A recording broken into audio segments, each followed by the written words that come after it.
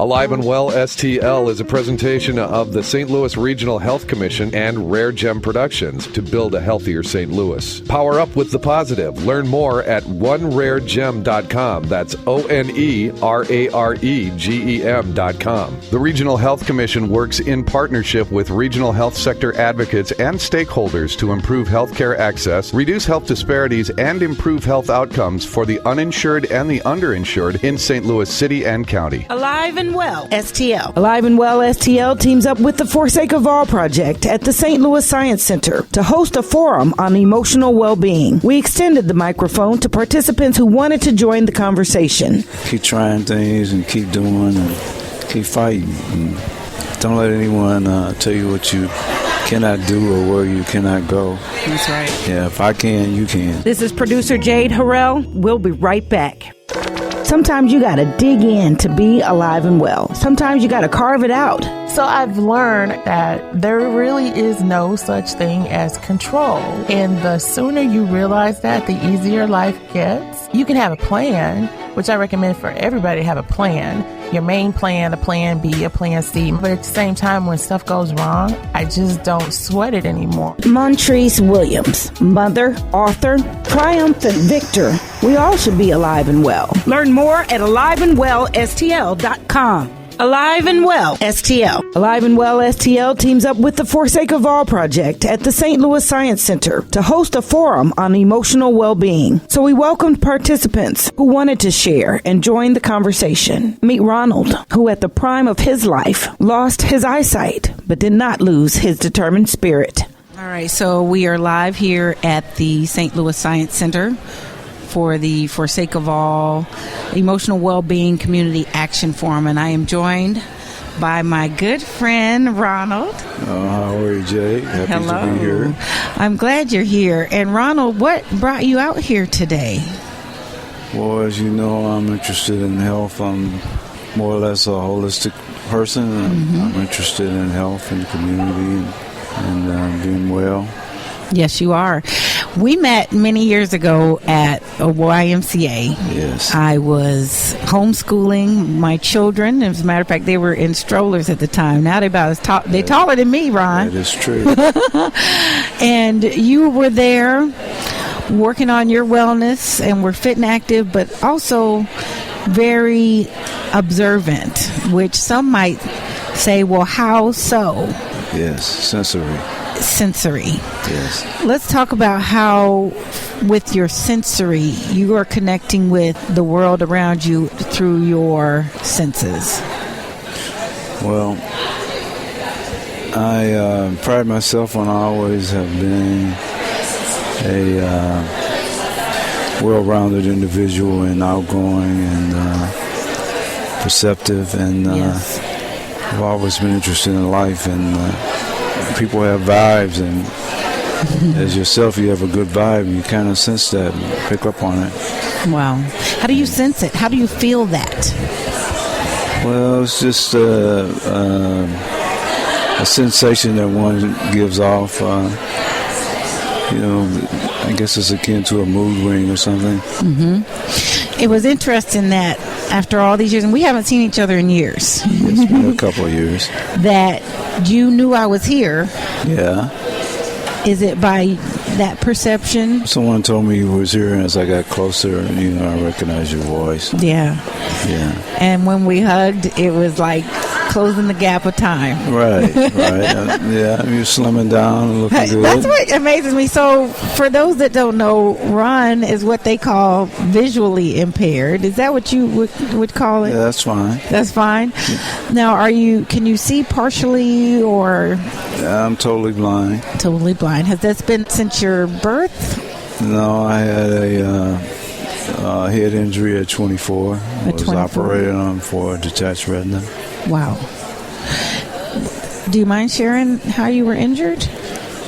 Well, I was involved in a pickup game of basketball, and I took a elbow to the forehead, and I had blurred vision, and my sight was coming and going, and I was taken to the emergency room. This is after the game. Oh, yeah.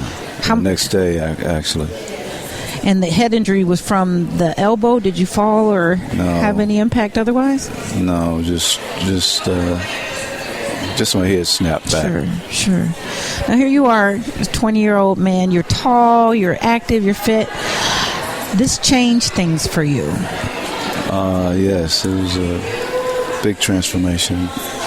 I had to make a lot of adjustments. And was it traumatic for you? Somewhat, yes. I had to adjust to going from being independent to being interdependent, and the body clock changed. I had to just to moving a little slower. Sure. And, so not driving, that kind of thing, not reading. So That's interesting too, because when we met, you were going through the papers. I have volunteer readers, and I've been a reader since I was a kid, and I'm still interested in that. And so you have to adapt. And I still have volunteer readers that I meet with. You say very assured and calmly that, I adjusted, I adapted. Much of what we talk about with Alive and Well STL and emotional well-being is that when we have things that are heavy, that change or shift our lives in a dramatic way, that our methods of coping and addressing the trauma and stress is very crucial to ensure our wellness. Yes, it is. You sound very assured when you say adapt and adjusted. Well, how did you get to that place of comfortability? Well, when I came out of the hospital, I sat down with the hospital social worker, and she told me, Ron, you're very strong, and I don't want you to have a martyr complex. What is a martyr complex? It means that you're willing to, die for a cause and not break. Dr. Martin Luther King was a martyr. He died for what he believed in. He wasn't afraid, and he was determined. Okay. But so she told me that you're going to have to learn how to be interdependent, and you're going to have to learn to be flexible and learn to live with it, or it will break you, Ryan. Right. And so she was 100% right. And so I had to go home and reflect what I was going to do. Right. And so I decided that, I'm going to be myself and keep moving forward and go for it. Sure. It was a decision that needed to happen.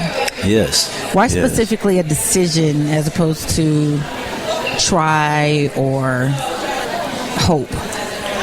Well, I've always been a positive person, and there's a difference, as you well know, in optimism and hope. Yes, sir. Yes, sir.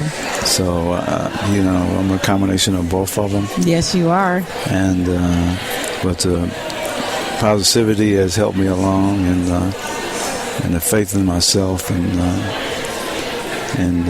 my people, and the powers that be. And so it enabled me to move ahead.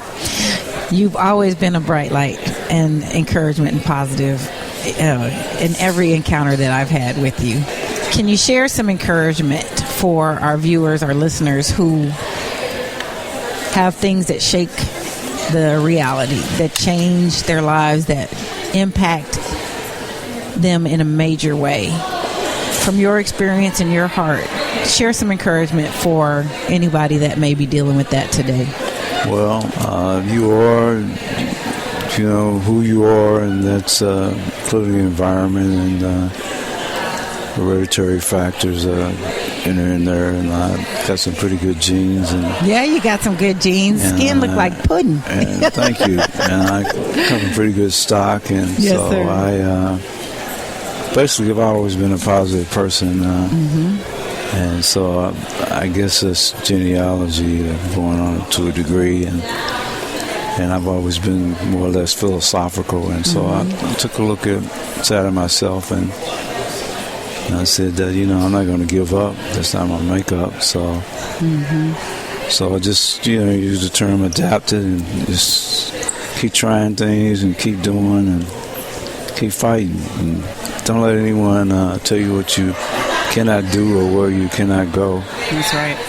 So, yeah, if I can, you can. So, if I can, you can. And he most certainly is. Ron is a very special example of how resiliency, hope, and determination all come together. And I just love him very much. We've had some wonderful conversations over the years, and I'm so glad to see you again today and have you share with us.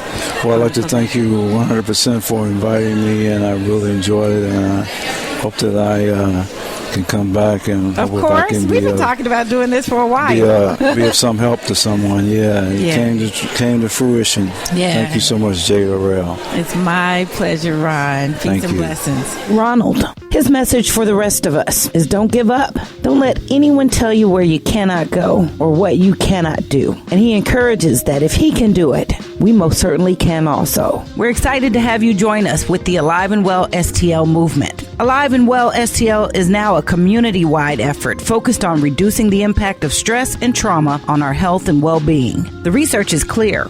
Stress and traumatic experiences are making many of us sick, and together are the leading cause of poor health outcomes. Take 5. Visit us at aliveandwellstl.com to find out where you are emotionally. Become an ambassador. Reach out and help build a supportive community. Learn resiliency skills. Get the help you need. Share your stories. Hear others. And learn more about stress and how it affects us. That's aliveandwellstl.com. Alive and Well STL is another positive production of RareGem Productions. Thanks for listening.